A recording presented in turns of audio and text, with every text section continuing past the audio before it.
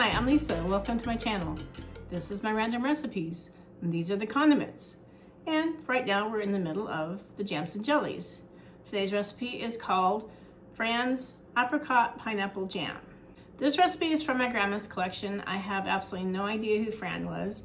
Fran was probably one of her lady friends. Grandma was quite the social butterfly. Fran could have been one of Grandma Ann's many golfing buddies. I have never had this recipe before. I've never made this recipe before. As jams go, this is kind of an unusual recipe. It has a rather unusual ingredient. It calls for apricot jello. Apricot jello obviously is available, but it's only online. It's a little bit more expensive than jello in the store, but it isn't crazy expensive. I don't know if I've ever eaten jam with jello in it before. This could very well be a first. This recipe only has 4 ingredients in it, so it should be fairly quick and easy to make. It doesn't require the water bath. I did use my water bath earlier today so I could sterilize my jars, but that's the only reason I have it out. This does, however, involve the use of my stove, so I will meet you over there and we'll get started. I'm over here at the stove and I am going to turn the camera down so you can see what I'm doing. So I'll go through the ingredients first. We have 5 cups of chopped apricots, 16 ounces of canned crushed pineapple with juice, and we have 4 cups of sugar. Then we're going to have 2 3-ounce boxes of apricot jello. Obviously it would be best if I use fresh, but I'm filming this in the first week of March, so fresh apricots are simply not available right now. I looked online and they did say that canned apricots would be a suitable substitution. In a large pan, mix together the first 3 ingredients, which are the apricots, the pineapple, and 4 cups of sugar.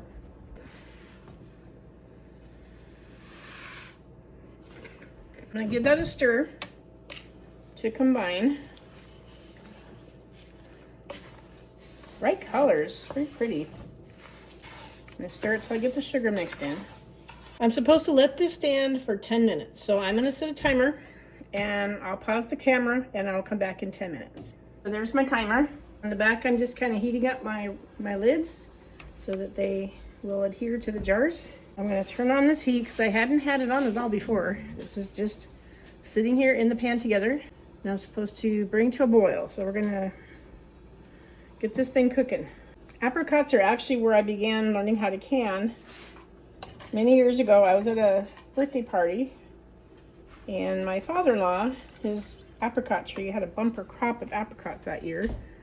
He asked me if I wanted to take home a few apricots, and I'm thinking, you know, a few apricots. But sure, no problem. Well, he gave me 2 grocery bags full. I'm never going to be able to use these up before they go bad. So my friend Chris said, well, you know, apricots are one of the easiest things there are in a can. You just pop them apart, pull out the pit, and do a water bath. You can make a syrup if you want. You don't have to if you don't. Like, okay, so I gave it a shot, and this is the canner that I've been using ever since. I think I remember spending about $7 on this thing. I certainly got my money's worth out of it. I've used it for years and years. Should be coming up to a boil here in just a moment. Definitely syrupy.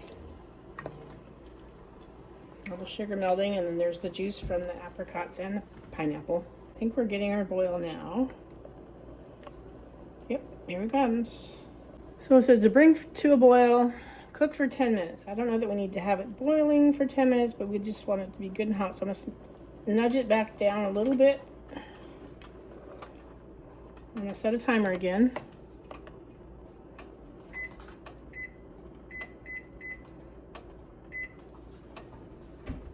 So I'm going to pause the camera again and I'll be back in a few minutes. Sorry, I failed to turn on my camera at this point. What you missed is I pulled the pan off heat, and that's when I stirred in the jello and stirred it until the jello was completely dissolved.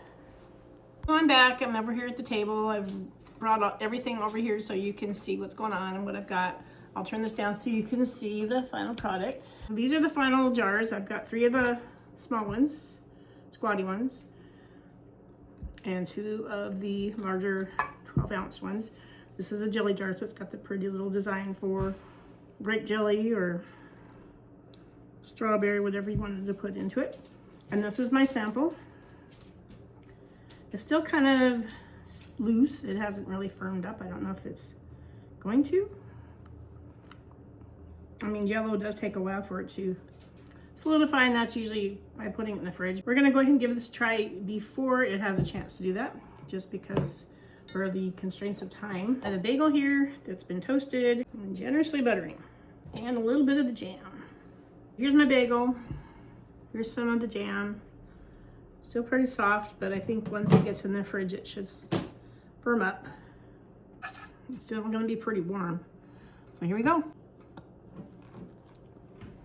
It's drippy. It's actually pretty good.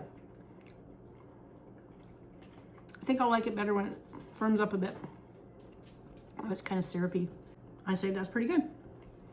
I'll be honest, the apricots are not my favorite fruit. They're okay, but they're just not really my favorite. And pineapple is kind of in the same category. With pineapple, it's the texture, the stringiness of it that I like the flavor of it, but just the texture is just not kind of my thing. I'm hoping that with the cooking and the fact that the pineapple was crushed pineapple, that hopefully maybe it'll be a little bit less stringy. So then it would actually be a little more enjoyable for me. Someone asked me a little while ago why I would make foods that I didn't necessarily like. I have been pleasantly surprised by some of the recipes that I've made. I don't want to rule something out just because I think I might not like it. But also this whole channel is about me pushing myself to do things and to try things that I have never done before. My next recipe isn't a jam or a jelly, but it just seemed like the logical place for me to put this recipe. It is a personal favorite of mine, and I actually make more of it when my supply runs out. It is popular. I think you're gonna like it. I think you're gonna wanna come back for that.